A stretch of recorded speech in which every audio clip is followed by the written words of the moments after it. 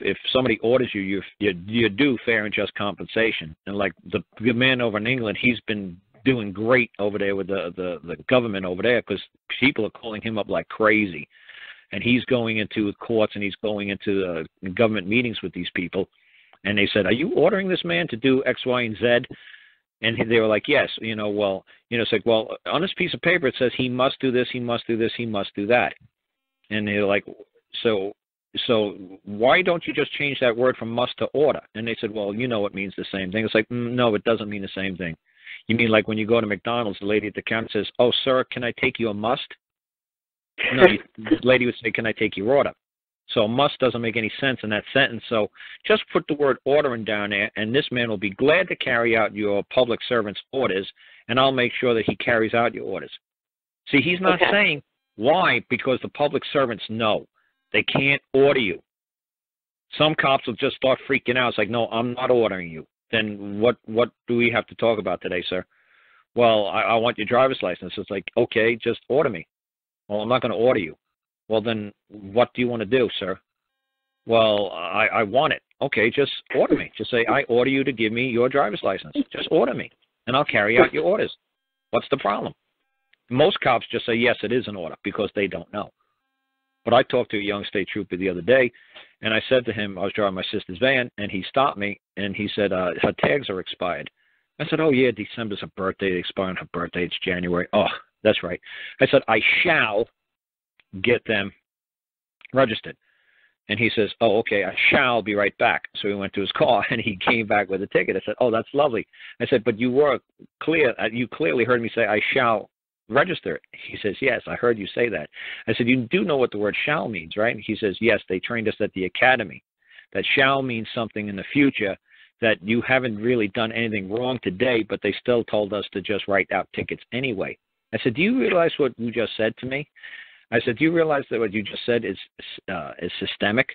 It's within an organization to be doing something illegal and unlawful. You're telling me you were trained that you know what the word shall means, that I'm not doing anything wrong because the future hasn't occurred yet, but you still are trying to find me and penalize me for something that I have yet to do? I said, have a lovely day, sir. And I said, I'll be so glad to see you in court on April 2nd, and you explain yourself to the court what you just did. I said, stay safe out there, kid, and drive safe, and, God bless you. And I left. I just laughed because he told me that the academy teaches the state patrol officers what the word shall means, that they don't have any jurisdiction or control or capacity to order a man to do anything.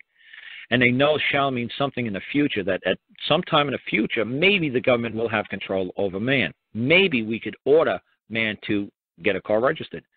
But we can't order a man to get a driver's license. We can't order a man to get a registration. We can't order a man to get an inspection sticker. But man is tricked. We'll trick them by using the word shall. And they'll think shall means must. But we, as government, know we can't order a man to do a freaking thing. So, see, they're teaching these troopers they can't order a man to do anything. So that's the whole thing that you got to try to get in your head. Okay.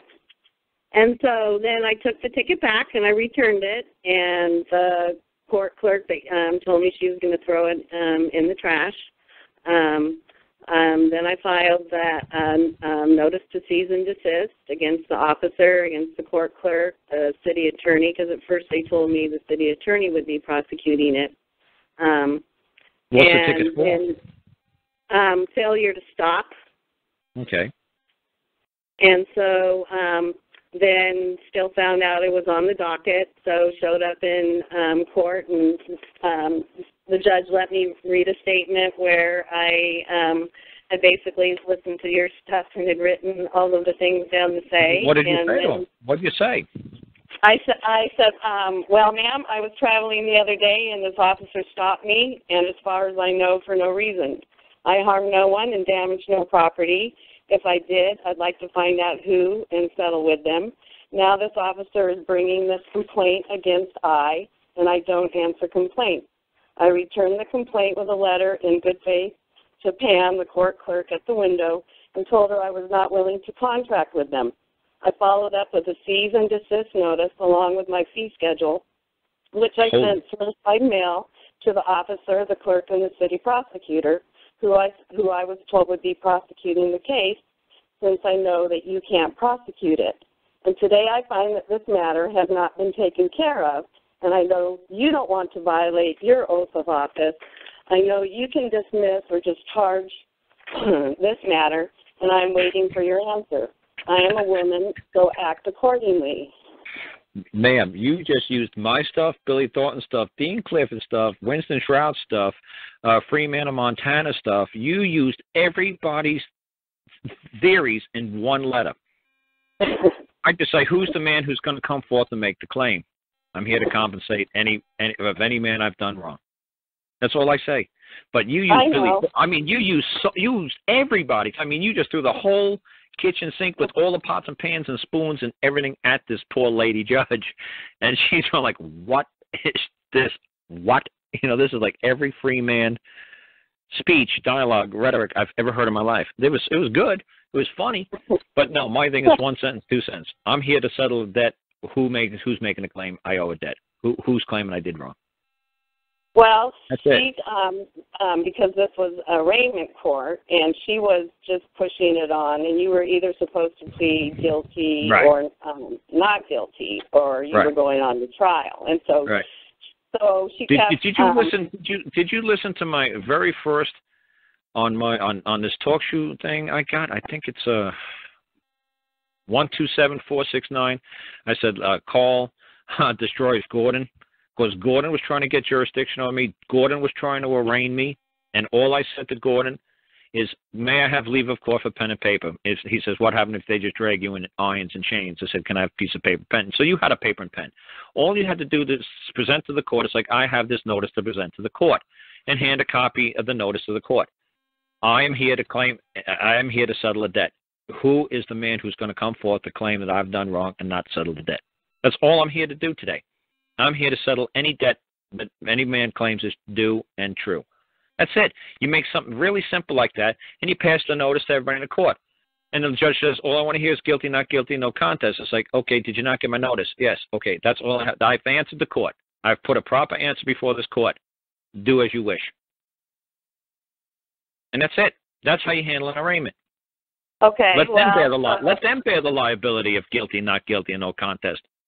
Well, she looked at me and she asked me again what I was gonna plead, and I told her that I, had given my statement and I'd given her a chance, and I had a claim ready to file, and I believed that I had the right to free travel, and the Supreme Court believed I had the right to free. See, this is your problem. This is what I'm telling everybody's problem is this: they got a tongue attached to their throat.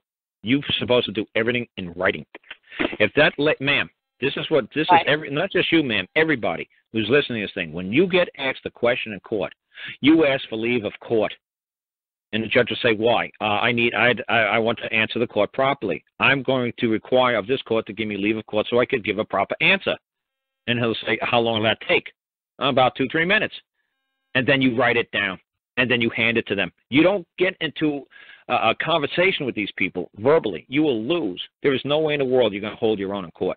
You do it all in writing, and you hold them all liable, because if the judge wants to enter guilty, not guilty, no contest on you, what do you say? Can I have leave of court, Your Honor? What?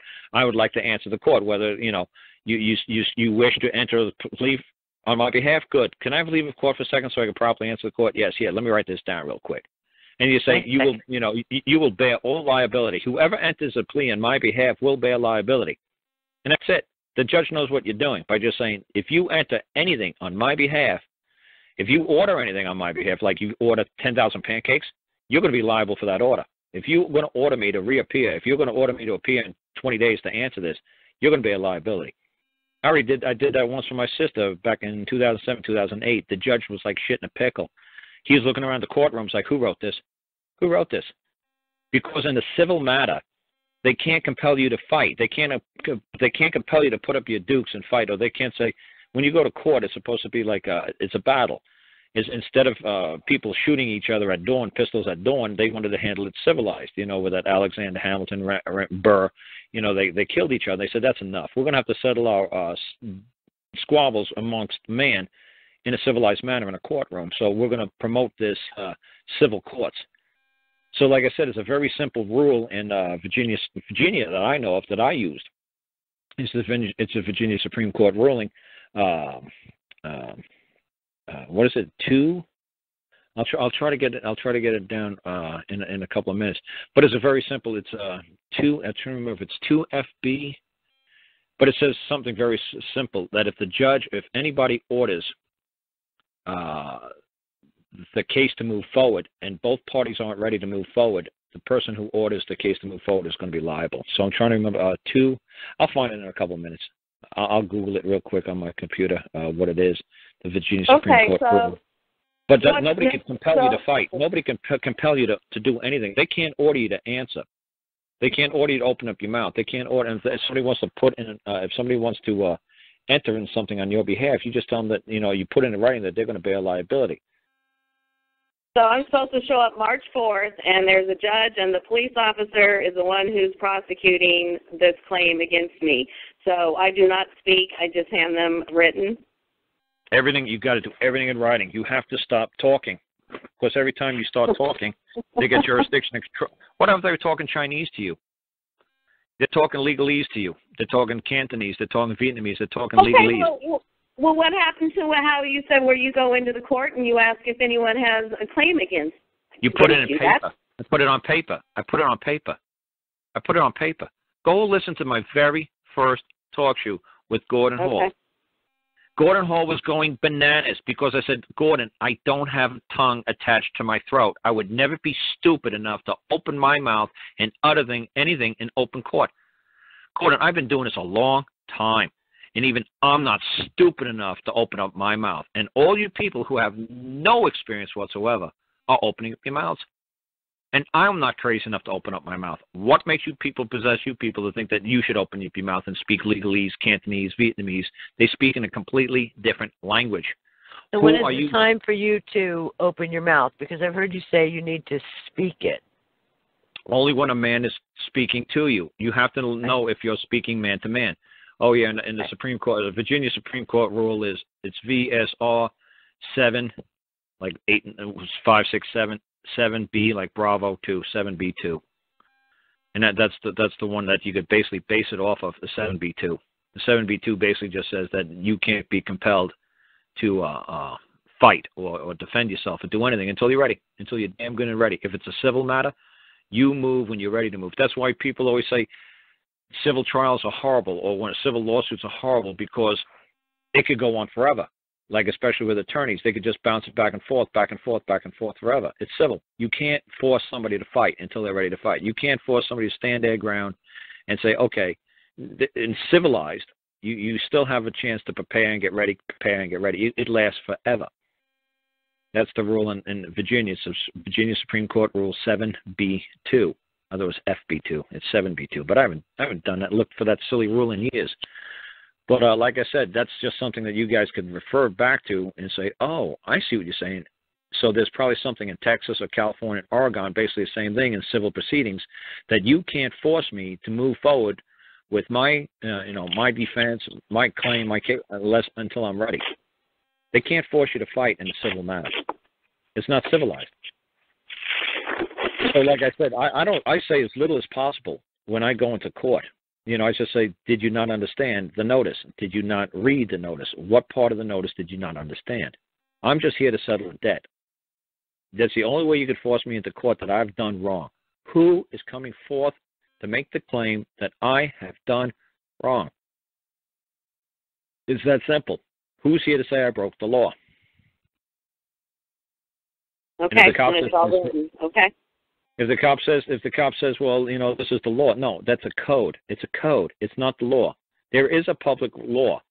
It's enrolled somewhere on parchment, somewhere in the state capitol, in some sort of congressional library or legislative library.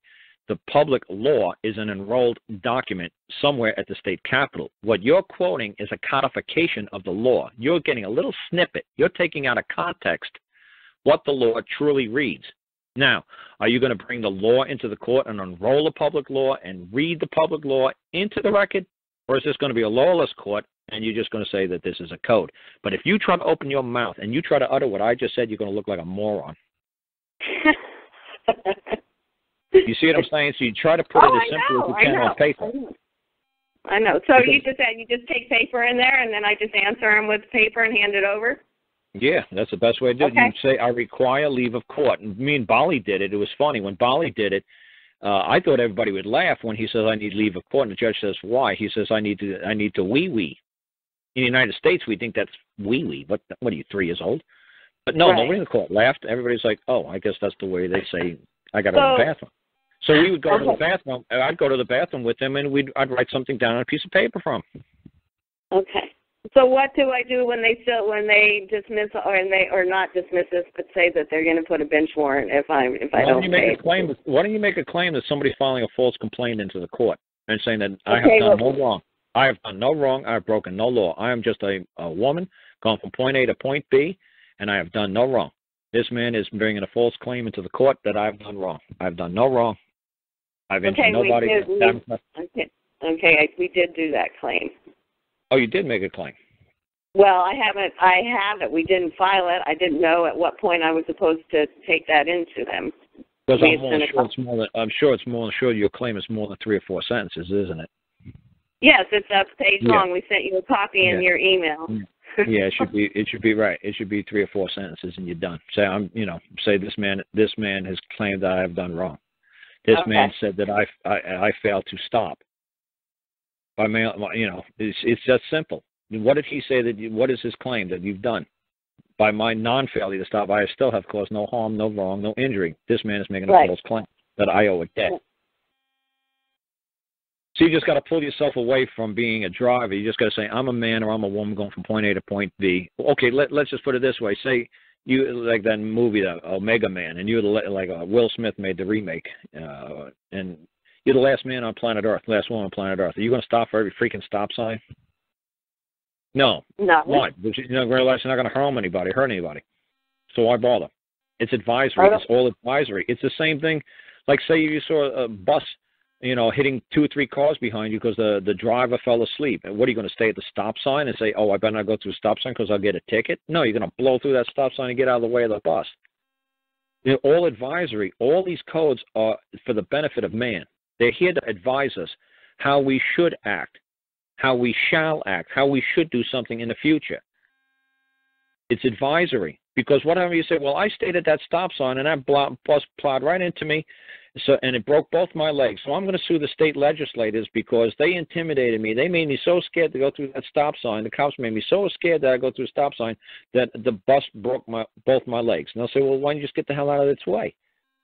And I said, well, there's a stop sign there. They say, all of these codes are advisory. They're just there for your benefit. You got to use, your better sense of your own judgment to act or not act in a certain manner. If you believed it was in your best interest and nobody's going to be harmed, then, it's just advisory.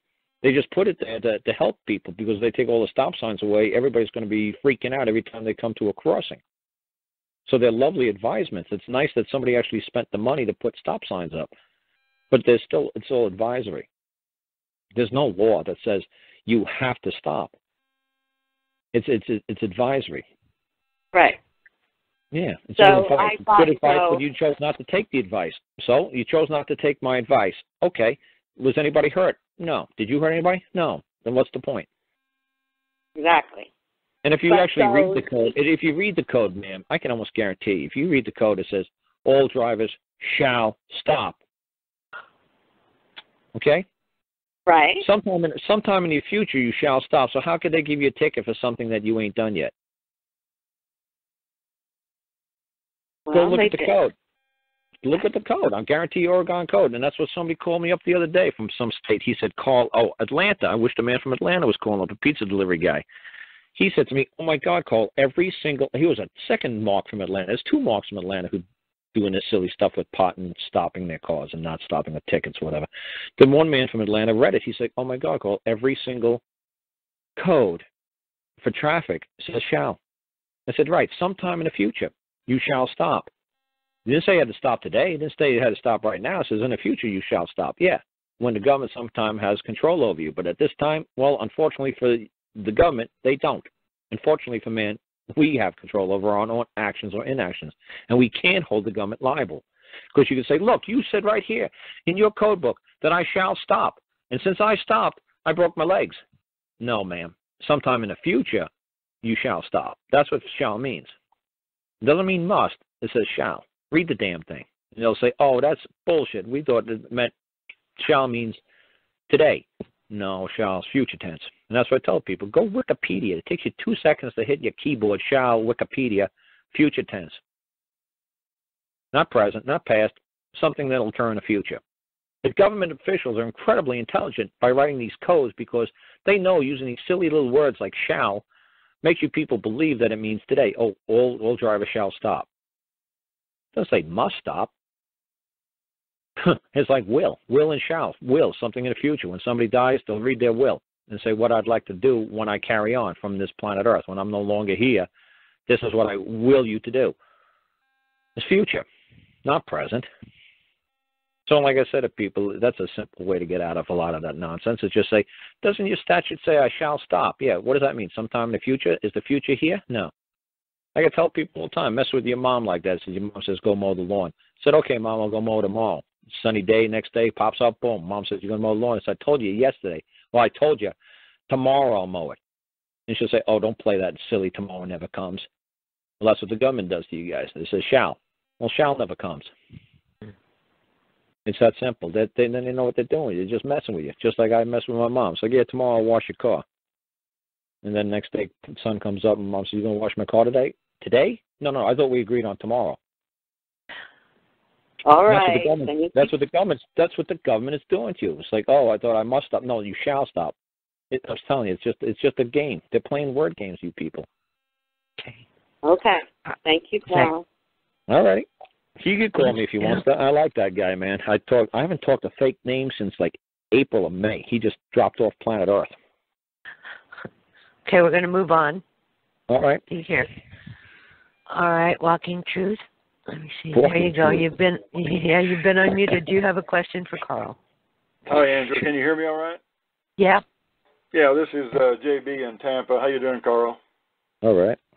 Thanks for I think one of my questions was just answered with the lovely conversation you just had with this lady, because I was confused when we should talk as well, because it sounds like you're advising a lot of feedback in court. But basically, if I go listen to the Gordon Hall one, which I haven't listened to many of them, but I haven't listened to that one.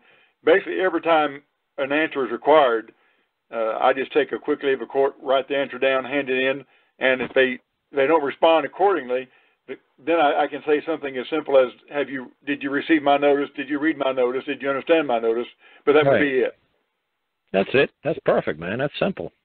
Okay. They love it, man. Their whole world is two-dimensional paper world. They love it, man. Just communicate them at the level that they understand. See, the judge or guy in a black robe is just like the interpreter between the two-dimensional and the third dimension. So he's the interpreter between black and white and three-dimensional. So keep it on their level. Never, ever cross. Let them drag your third dimension into their second dimension. They're running parallel tracks, man. It's like parallel rails. Don't ever cross over, because they'll run you over. That's what I did in England. It was a lot of fun. For 5 hours, we were running parallel. I mean, the other side was trying to compel me to answer something in legalese. Just make a call. Just say something in legalese. Just cross over our side. Just cross into our dominion, our world, into our realm. Just say it, Carl. Just cross over. Just make one precedent, one citation, one ruling, one statute. Please just do it, so we will run you over. We will hold you in our jurisdiction, and we will slaughter you. And I just ran parallel in the common law side. And I was trying to tempt them to come over. And every time they tried to come over, I just smashed them. They were like, it's like boom, boom, boom. And the poor judge was laughing his behind off. You know, let me ask you a question right there. Let me stop you right there and ask you a question. When you say you tried to get them to come over, how did you draw them back to the common side? Did you do it via a written? No, I was just. When we made our case to the Crown, when we made our case to the judge, what I was saying, speaking in common law. And it was funny, the barrister would try to say, well, what you did was wrong with, this man, da-da-da. I said, you mean an officer? Oh, you mean a man? You know, it's like, well, he's an officer. Well, you know, is this France? It's like, what? Is this a common law land? Yes. Does a man stand in court? Yes. Where does an officer stand in a common law court, in a common land? It was so funny watching the poor guy saying, look, this isn't France. This is a Napoleonic code. This is a man. This is a law of man. This is a land that abides by the common law. So is there a man who's going to make a claim today that any one of these three people have done wrong? Well, they did this. Look, sir, I already agreed that everything they did was illegal. I already agreed that they're guilty of everything that they've been charged with. Fine. Lovely. But is this France? No. And they have done nothing wrong in this common law land. They have not done anything wrong in England, have they? In France, yeah.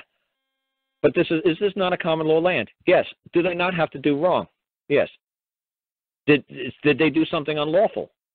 He says, well, they did. I said, that's illegal, what they did. And they're guilty of that as charged. Whoopie-do. Big deal. Okay, so this is the part that I think confuses part of your audience and your followers is you did have this tete-a-tete back and forth with them in that vein, but normally if you were trying to answer something, you would only do it by paper. But look, I never talked directly to the barrister. We always talked directly to the judge, who was the interpreter between the second dimension and the third dimension, between statute and legalese and law and man. We talked directly to the judge. That's what the judge will tell you. Don't look over the other side. Don't talk to the other side. Talk to me. I'm the interpreter. I'm the judge. I'm the referee here. Okay, Address so me. let me ask you this. And you just told the other lady she can talk when she's talking directly to the man, but now I'm supposed to talk to the barrister or the judge. No, when only a man takes the stand. A barrister can't take the stand. So when you're addressing the court, you're addressing either the judge, you're addressing the man who's taken the witness stand. You're talking to a man. You could talk to a man. If the man is saying, if the man took this, say I owed you a debt or you owed me a debt, and you took the stand against me, I'm going to talk directly to you. Sir, do I know you? Do you know me? How do you claim I owe the debt? I will talk to you. But the other side, like a barrister or a state prosecutor, is like, if he says I owe a debt, it's like, oh, is that true? Good, take the stand. And I will talk to you once you're on a stand. Well, he said, I can't take the stand. Then there's nothing for me to say. I only talk to a man who could come forth and make a claim I owe the debt. Do you know if I owe the debt? Do I owe it to you? Do you know if it's true? No, I don't know anything. Then what the fuck are you talking? Why are you saying anything in this courtroom? So you say that much to him to get him to take the stand, but when he doesn't, then basically the conversation is over. Why are we here? Right. The judge will say, then you know the law. Like my sister did that when I said that to people. My sister got divorced. She wanted $20,000 for a retaining fee. I told my mom and dad, don't give her a dime. My sister, she loves me to death. We do anything for each other. I said, you're not getting a freaking dime from us. You can handle this on your own. Your husband's got 3 lawyers. Yes. His lawyers, I guarantee you, advise him not to say anything, to just sit there because he's guilty of infidelity. Yes. Good. All you need to do is, as soon as you hear anybody other than your husband open his mouth in open court, because she was the one moving the claim of for the divorce, if anybody opens up their mouth on the other side, you immediately object and say, does any of this person who's speaking now at this time have any firsthand knowledge of any of the anything that has transpired between the relationship between me and that man over the last 20 years? Yes or no? If they do, let them be sworn in now under oath of affirmation, take the stand so we could use it, so we could have it placed upon the record. So as soon as the poor attorney lady tried to speak, my sister said, I object. And the judge said to my sister, wait a second, you had your turn. You said what you had to say. Now it's their turn. No, it's his turn. I'm making a claim against him. If he wants to answer the claim, let him speak now or forever hold the peace. If he doesn't wish to speak now, oh, well, I order the court to award me what I wish. So then, like I said, the attorney for the other side tried to say, but, Your Honor, we're here to represent him. And then the judge said, well, you know the rules. Do you have any firsthand knowledge of any of the events that transpired between these two people over the last 20-something plus years? No. She said, then, lawyer lady, you need to sit down. And then she said, but, Your Honor, and then she said, now you need to sit down and shut up. You know the rules. And my sister said, the next thing happened was the 3 attorneys said to her husband, you better take the stand because the judge is about to award her everything. You better say something in your defense because it's over. We can't do anything for you. She just knocked us out. Now you better come forth and you better say something. So he did take the stand, and my sister just knocked him out anyway because he wasn't prepared. He had nothing to defend himself with. So he came in with three, because he was a Gambino. They had big money. They knew all the judges. They had all the attorneys. They had everything. And I said to my sister, you're not going to beat them with an attorney. You're wasting your time. You're going to have to knock the attorneys out of the game. Just take them out. Just say this, and it'll be all over. And she did, and it was all over. She loved it. She had a good time. Okay. I wish I could have been there. Oh, yeah. I would have loved it. It was a judge lady, too. Well, let me lay just a little bit of groundwork here. I've been defending my own foreclosure for 6 years. Primarily, I had the most success when I studied Bill Thornton and used his writs of error for about 2 years. And somewhere along the line, they kind of got me off track. I didn't know how to really close the deal, and we've been off doing legalese, for lack of a better term. But it all started when in 2008, I actually won with a simple challenge of jurisdiction. My case was dismissed with prejudice by a judge, but the judge was retiring the next month, and so he retired. My case was dismissed. Estoppel was in place, but they kept filing into the case, and this has been going on for an additional 5 years, and I've strung it out. Now, just before I found out about you, like a month before, I was at my wit's end. We were ready to go to trial after 6 years. They finally got it to where we were going to go to trial, and I didn't know what to do, so I filed for bankruptcy. And we've come out the other end while I've been listening and studying to you, but I'm in bankruptcy court with an adversarial proceeding, and I'm bringing a claim against them under the auspices of the bankruptcy court, and the claim is basically for a violation of my due process. Wow. And for a breach of a common law trust, which I set up with the plaintiffs. Yeah. Well, like I said, I love common law trusts. I mean, that's how I got the folks out of England. Out of one of the crimes or offenses they were charged with was putting forged commercial paperwork into the public. And I said, well, they audited out of their trust. And I had to explain to the judge 3 times in open court what a common law trust was compared to a public trust. And the poor barrister was going crazy, using for hours of, citations, codes, statutes of what you have to do when you create a trust. I said, that's a trust in the public. I concur. You got to go to the county recorders. You got to disclose the beneficiaries. You got the trustee, the grantor, da, da, da, da, da. I said to the judge, that's lovely. I'm not arguing anything. He's the best barrister I've ever seen in my life. I said, but what I'm telling you is, if you got a trust in common law, you don't have to disclose any of the contents to anybody. And it was funny how I explained it to the judge, and I did it 3 times. And then when it came up with the ruling, he said, okay, fine, because he said they were guilty, the forgery, forged instruments in the public, da da da. But he said, fine, this is a common law land. Okay. So he's like, they didn't do anything wrong. And okay, so the charges, of entering a forged commercial paper into the public through a trust, he said, fine, that's discharged as well. So it's just funny because, like I said, you going through bankruptcy, so you're in the United States Federal District Court, you're saying, correct? I'm in the United States the bankruptcy section of the district court. Yes, the adversarial proceeding is filed under the umbrella of the bankruptcy court, not really USDC. Yeah. What I'm trying to say is I try to get people away from these any kind of statutory courts, codified courts. You're moving under some sort of Title 26, 16. You're moving under some sort of crazy code. Correct. And this is what happened to the poor Dean Clifford guy. When he got arrested, he was an expert with the codes. He and his crew knew every code on planet Earth that pertained to Canada and Canadian Constitution, all sort of stuff. The problem is that they said on his when he was talking from jail, was they modified amended the codes. So when he was ready to place all of his, work before the court, before the Crown, all of it was utter garbage because they amended all the codes. So it's a very dangerous game you're playing by relying upon their codes because they could change their codes at will, and there's absolutely nothing you could do to deal with the interpretation or amendment or the modification of their codes. And all I teach people is how to talk like a man when you go to court, how to stand on a common law, how to stand on a common law side. We won't have a common law for maybe 40, 50 years. Hopefully, it'll be as long as I'm alive. we'll have a common law system in this country. But eventually it's all going to be codified. I know it's going to be all sort of one world order, new world order. Of course it's going to be, because the kids aren't learning what I'm teaching. So they're just, you folks just do it. A police officer waves a badge, so all of you guys just say, oh, it's the law. No, it's not. It's not the law. It's all advisory. Do what you wish. You're a man. You only got so many spins around the sun. Don't hurt nobody, and rely upon a common law for your defense that, hey, I didn't hurt nobody.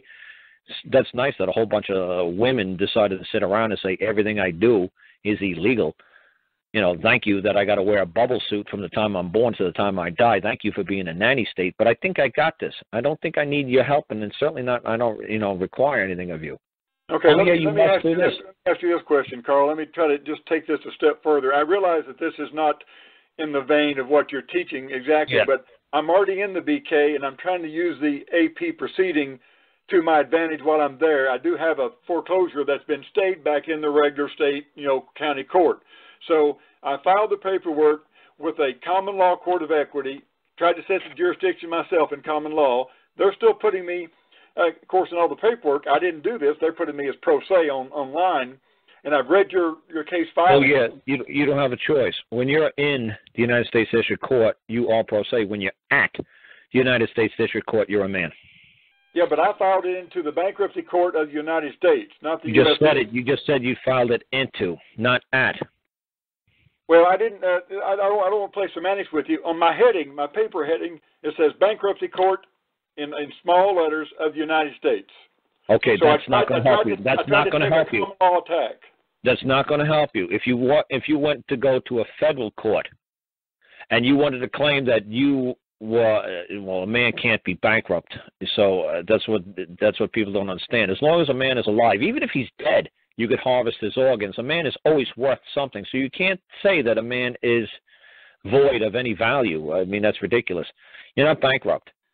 So, when you say bankruptcy, you should know what the word means when you just say, I have value and I have worth. Just at this time, the other side doesn't, believe that what I claim has value, it believes has value. It's like I have a pocket full of Canadian, English, and American money in my United States money in my wallet right now because I've been over there and I got their money.